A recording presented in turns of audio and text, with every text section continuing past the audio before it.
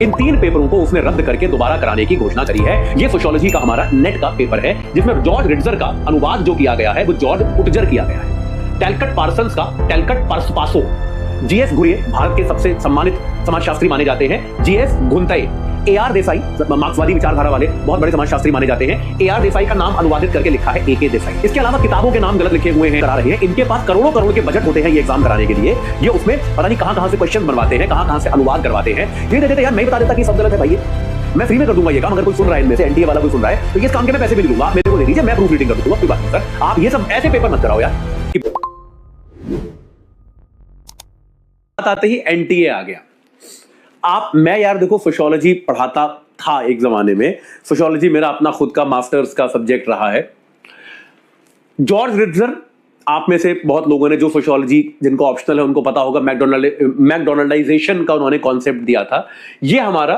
ये सोशियोलॉजी का हमारा नेट का पेपर है, जिसमें जॉर्ज रिट्जर का अनुवाद जो किया गया है वो जॉर्ज पुटजर किया गया है। टैलकट पार्सन्स का टैलकट पासो, जीएस घुरिये भारत के सबसे सम्मानित समाजशास्त्री माने जाते हैं।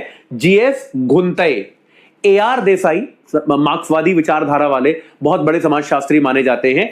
एआर देसाई का नाम अनुवादित करके लिखा है एके देसाई।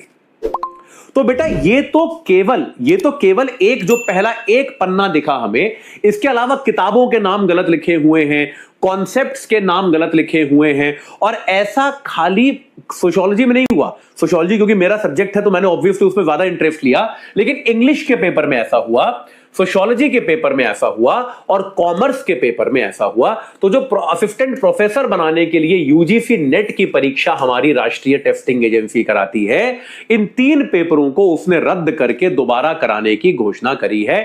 यार मेरा सवाल यह है कि ये लोग करते क्या हैं?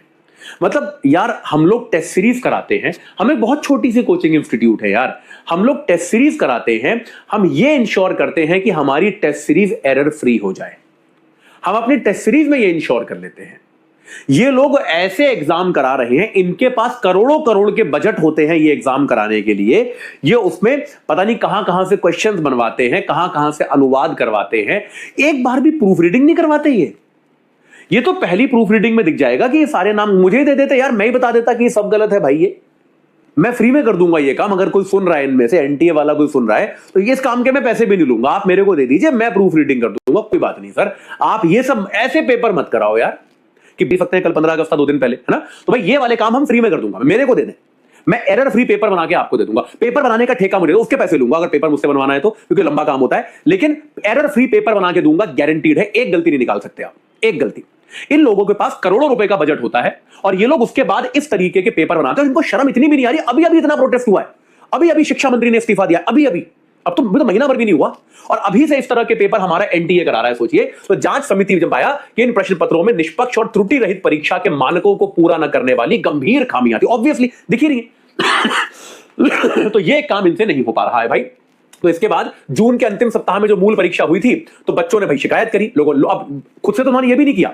जब बच्चे ट्विटर पे आए, जब बच्चों ने ट्विटर पे आके हंगामा किया कि भैया ये कैसे पेपर बनाए गए हैं, उसके बाद तो पिछले साल के पेपर एज इट इज डाल दिए गए थे बिना किसी बदलाव के। वर्तनी की गलतियां, ट्रांसलेशन तो खैर पूछिए ही मत, ट्रांसलेशन तो मतलब अद्भुत है, प्रसिद्ध विद्वानों के नाम में त्रुटियां, ये सारी गलतियां इसमें देखी गई। और उसके बाद ये पाया जांच समिति ने कि उनमें तथ्यात्मक गलतियां हैं, टाइपिंग की मिस्टेक है, आपकी जो है अनुवाद की बहुत सारी गलतियां हैं, लिंग की गलती, वचन की गलती, असंगत भाषा। इंग्लिश का पेपर ले रहे हो, वहां पर जेंडर सही यूज नहीं कर रखा है आपने कहानियों में। सोचिए, विराम चिन्ह इंग्लिश के पेपर में जहां पे कॉमा होना चाहिए वहां फुल स्टॉप लगा दिया है, फुल स्टॉप की जगह कॉमा लगा दिया है। लग रहा है किसी ऐसे आदमी ने पेपर बनाया है जिसको अंग्रेजी आती ही नहीं है। तो भैया आपने इस तरह से यूजीसी नेट का पेपर बनाया है, तो इसके आधार पे जो है आखिरकार इनको जो है इस पेपर को रद्द करने की बात करी गई। तो अंग्रेजी और वाणिज्य के पेपर अब बच्चे यही करते रहेंगे, हमारे यहां यही काम है बच्चों का। इंग्लिश और कॉमर्स वाले बच्चे अब 9 सितंबर को दोबारा एग्जाम देंगे, सोशियोलॉजी वाले 10 सितंबर को देंगे। और देखिए कितना बड़ा एहसान किया है, देखिए यूजीसी नेट ने एनटीए ने कितना बड़ा एहसान किया है बच्चों पे। कहा है कि इसके लिए दोबारा फीस नहीं लेंगे तुमसे। देखो हमारा दिल कितना बड़ा है कि हमारी गलती के कारण हमने पेपर रद्द किया, तुम्हें दोबारा देना पड़ रहा है और हम तुमसे दोबारा फीस ना लेंगे, फ्री में दे दो दूसरा पेपर, कोई दिक्कत नहीं है। यार कितना बड़ा दिल है यार इन लोगों का, मतलब यार बहुत ही दयालु लोग हैं यार, ये तो बच्चों से जो है भाई दोबारा फीस नहीं ले रहे, अद्भुत लोग हैं यार। तो भाई ये यूजीसी नेट का पेपर जो है, ये असिस्टेंट प्रोफेसर की भर्ती, जूनियर रिसर्च फेलोशिप, पीएचडी में प्रवेश के लिए 87 विषयों में आयोजित कराई गई थी। तो भैया जब आप अपने टीचर्स और प्रोफेसर्स को हायर करने वाला एग्जाम ऐसे करवा रहे हो, मेरे ख्याल से इस देश में एनटीए को रीफ को भंग करके दोबारा बनाए जाने की जरूरत है। मैं बार बार ये बात कह रहा हूं कि ये एजुकेशन सिस्टम का जो गड़बड़ी है, ये कॉस्मेटिक तरीके से नहीं सुधरेगा कि हमने कुछ लोगों को हटा दिया, कुछ का ट्रांसफर कर दिया। यार इनमें ना सीरियसनेस नहीं है, they are not serious, they don't understand the gravity कि ये जो कर रहे हैं उसकी महत्ता क्या है, इनको नहीं समझ में आ रहा है। इस पूरे एनटीए को भंग कर देना चाहिए, दोबारा एकेडमिक लोगों से भरी हुई समिति बनानी चाहिए जो इस तरह की चीजों को चलाए। ये मतलब ये क्या चल रहा है यार, ये क्या मजाक है, ये मतलब शॉकिंग है और शर्मनाक है, दोनों चीजें एक साथ है।